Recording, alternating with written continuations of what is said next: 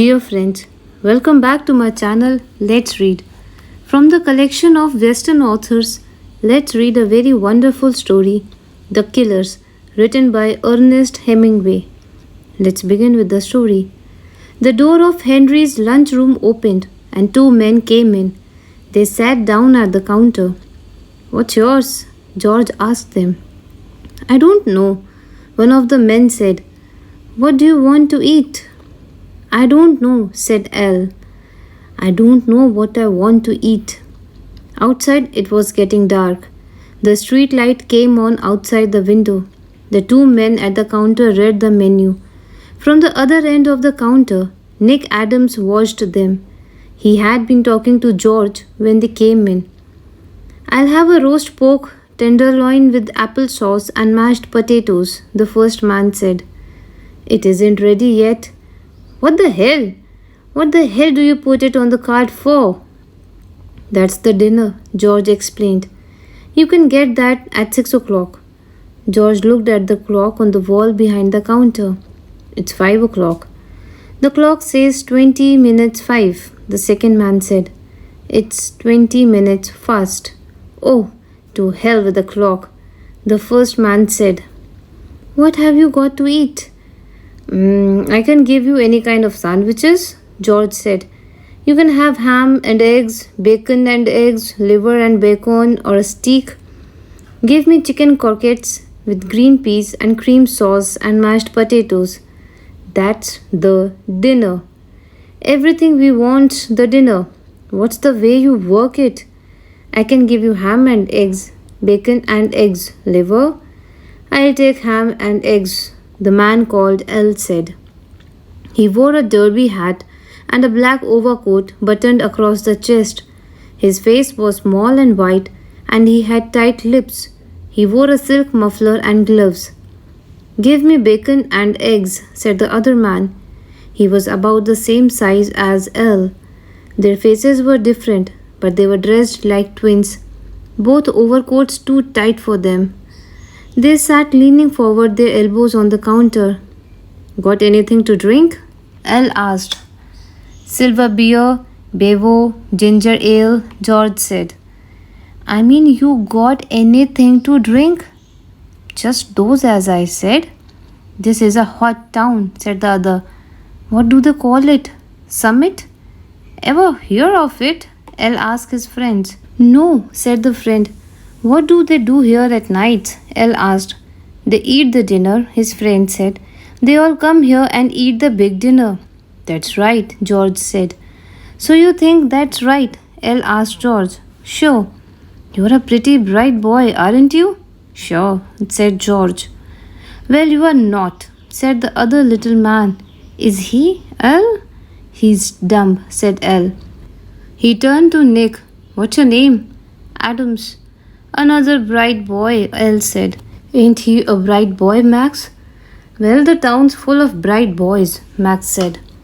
George put the two platters, one of ham and eggs, the other of bacon and eggs, on the counter. He set down two side dishes of fried potatoes and closed the wicket into the kitchen. "What is yours?" he asked Al. "Don't you remember? Ham and eggs." "Just a bright boy," Max said.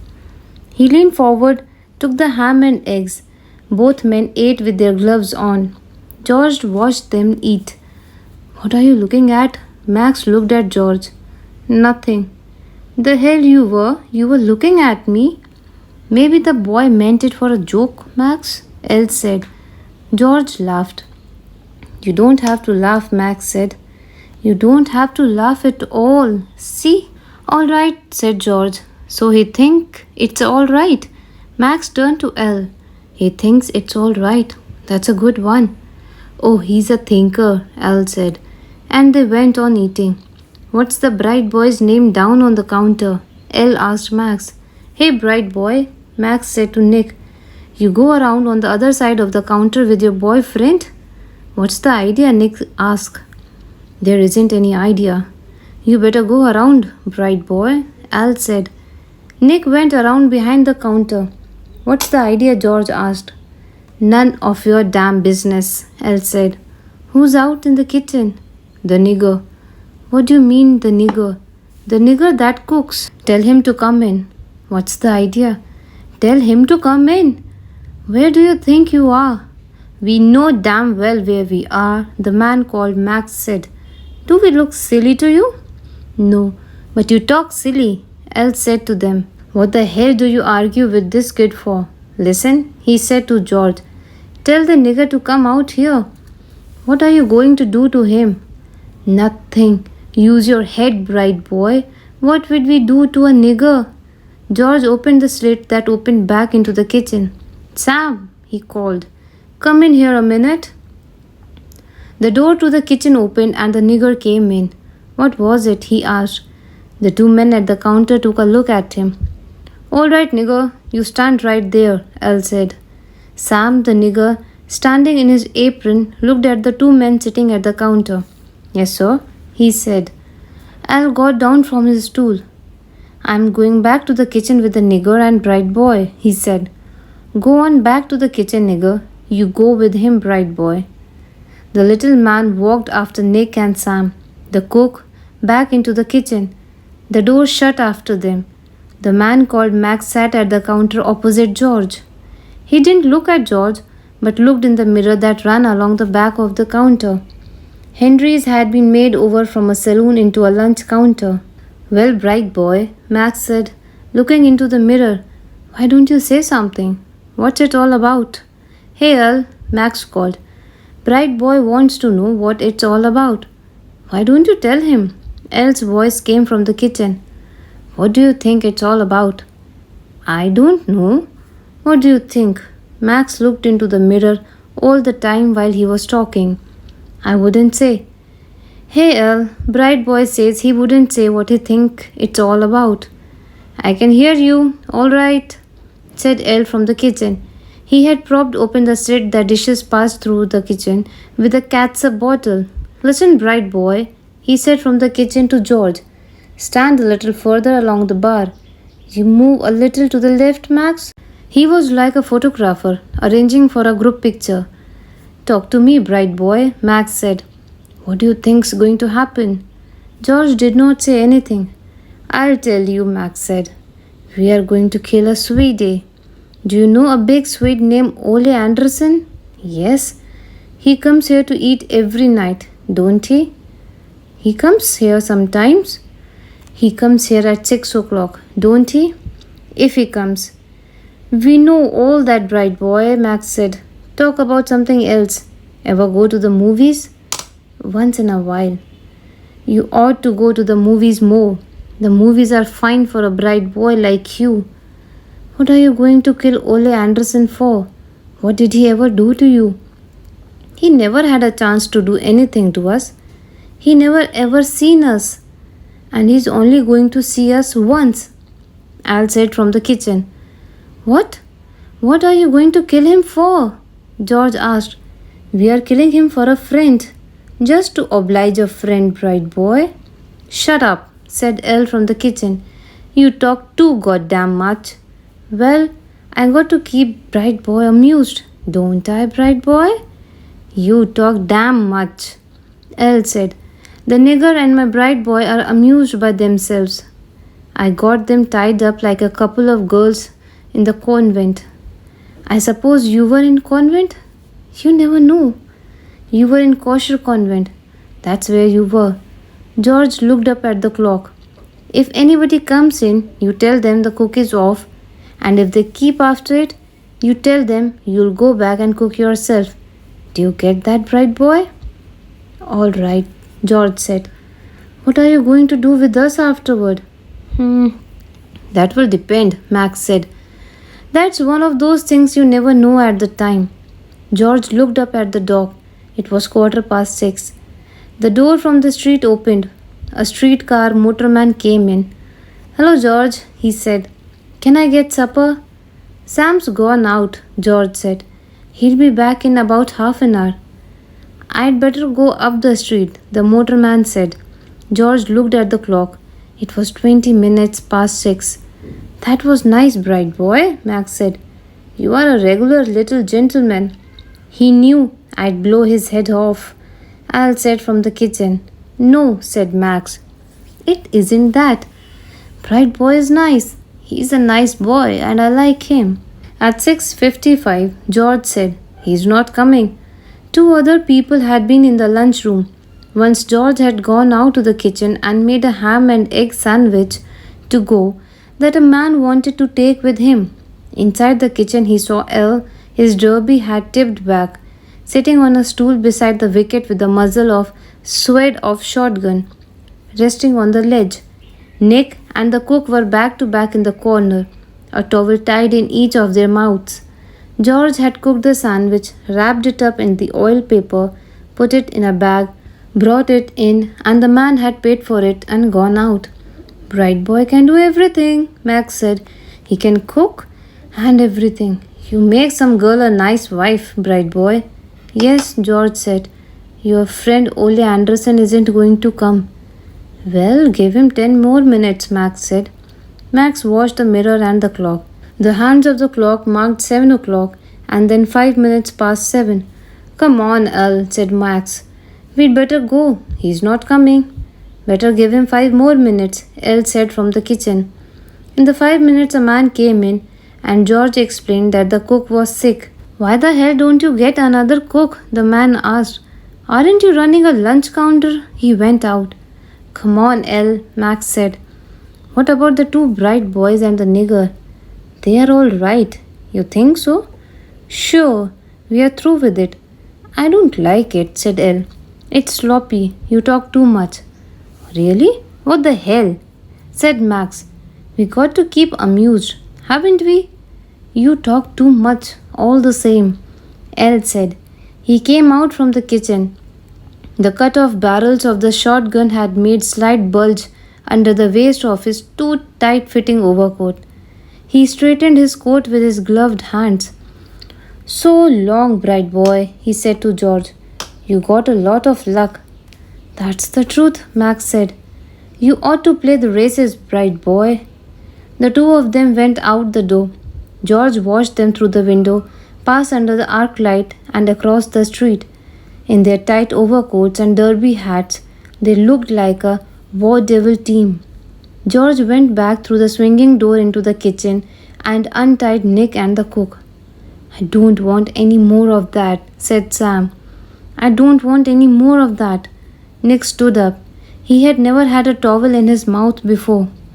Say, he said. What the hell? He was trying to swagger it off? They were going to kill Ole Anderson, George said. They were going to shoot him when he came in to eat. Ole Anderson? Are you sure? The cook felt the corners of his mouth with his thumbs. They all gone? He asked. Yeah, said George. They are gone now. I don't like it, said the cook. I don't like any of it at all. Listen, George said to Nick. You better go and see Ole Anderson. All right. You better not have anything to do with it at all, Sam the cook said. You better stay away out of it. Don't go if you don't want to, George said. Mixing up in this ain't going to get you anywhere, the cook said. You stay out of it. No, I'll go and see him, Nick said to George. Where does he live? The cook turned away. Little boys always know what they want to do, he said. He lives up at Hirt's rooming room, George said to Nick. I'll go up there. Outside, the arc light shone through the bare branches of a tree. Nick walked up the street beside the car trucks and turned at the next arc light down a side street. Was Hirt's rooming house. Nick walked up the 2 steps and pushed the bell. A woman came to the door. Is Ole Anderson here? Do you want to see him? Yes, if he's in. Nick followed the woman up a flight of stairs and back to the end of the corridor. She knocked on the door. Who is it? It's somebody to see you, Mr. Anderson, the woman said. It's Nick Adams. Come in. Nick opened the door and went into the room. Ole Anderson was lying on the bed with all his clothes on. He had been a heavyweight prize fighter and he was too long for the bed. He lay with his head on 2 pillows. He did not look at Nick. What was it? He asked. I was up at Henry's, Nick said, and 2 fellows came in, tied up me and the cook, and they said they were going to kill you. It sounded silly when he said it. Ole Anderson said nothing. They put us out in the kitchen, Nick went on. They were going to shoot you when you came into the supper. Ole Anderson looked at the wall and did not say anything. George thought, I better come and tell you about it. Well, there isn't anything I can do about it, Ole Anderson said. I'll tell you what they were like. I don't want to know what they were like, said Ole Anderson. He looked at the wall. Thanks for coming to tell me about it. That's all right. Nick looked at the big man lying on the bed. Don't you want me to go and see the police? No, said Ole Anderson. That wouldn't do any good. Isn't there something I could do? No, there isn't anything to do. Maybe it was just a bluff? No, it isn't just a bluff. Ole Anderson rolled towards the wall. The only thing is, he said, talking towards the wall, I just can't make up my mind to go out. I had been here all day. Couldn't you get out of town? No, Ole Anderson said. I'm through with all that running around. He looked at the wall. There isn't anything to do now. Couldn't you fix it up some way? No, I got it wrong. He talked in the same flat voice. There isn't anything to do. After a while, I'll make up my mind to go out. I better go back and see George, Nick said. So long, said Ole Anderson. He did not look toward Nick. Thanks for coming around. Nick went out. As he shut the door, he saw Ole Anderson with all his clothes on, lying on the bed, looking at the wall. He's been in his room all day, the landlady said. I guess he don't feel well. I said to him, Mr. Anderson, you ought to go out and take a walk on a nice fall day like this. But he didn't feel like it. He doesn't want to go out. I'm sorry he don't feel well, the woman said. He's an awfully nice man. He was in the ring, you know? I know it. You'd never know it except from the way his face is, the woman said. They stood talking just inside the street door. He's just as gentle. Well, good night, Mrs. Hirsch, Nick said. I'm not Mrs. Hirsch, the woman said. She owns the place. I just look after it for her. I'm Mrs. Bell. Well, good night, Mrs. Bell, Nick said. Good night, the woman said. Nick walked up the dark street to the corner under the arc light and then along the car trucks to Henry's eating house. George was inside, back of the counter. Did you see Ole? Yes, said Nick. He's in his room and he won't get out. The cook opened the door from the kitchen when he heard Nick's voice. I don't even listen to it, he said and shut the door. Did you tell him about it? George said. Yes, I did tell him. But I think he knows everything about it. What's he going to do now? Nothing. Arey, they will kill him. I guess they will. He must have got mixed up in something in Chicago. I guess so, said Nick. It's hell of a thing. No, it's an awful thing, said Nick. They did not say anything. George reached down for a towel and wiped the counter. I wonder what he did, Nick said. Maybe double-cross somebody? That's what they killed them for. I'm going to get out of this town, Nick said. Yes, said George. That's a good thing to do. I can't stand to think about him waiting in the room and knowing he's going to get it. It's too damn awful. Well, said George. You better not think about it. Dear friends, this was the end of the story. Please stay tuned for more such stories. Also, if you like the video, please do not forget to like, share and subscribe the channel. Thank you.